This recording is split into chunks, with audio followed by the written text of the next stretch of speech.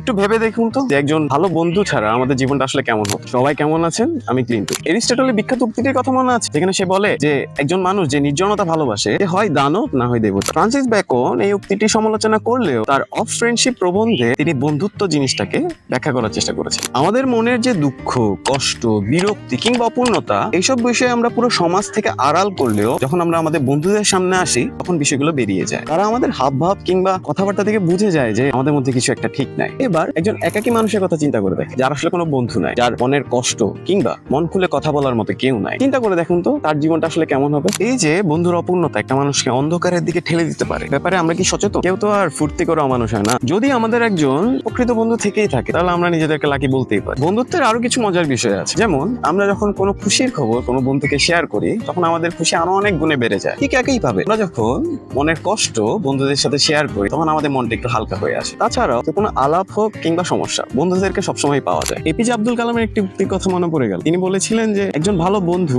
একটি লাইব্রেরির সমান। আমাদের এটাও মাথায় রাখতে হবে সবাই কিন্তু ভালো বন্ধু হয় না। তারপরও আমাদের জীবনে একটি বড় অংশ জুড়ে আসলে বন্ধু শব্দটা অনেক বেশি জড়িত এবং তাদের প্রতি আমরা একটু কৃতজ্ঞতা প্রকাশ করতেই পারি।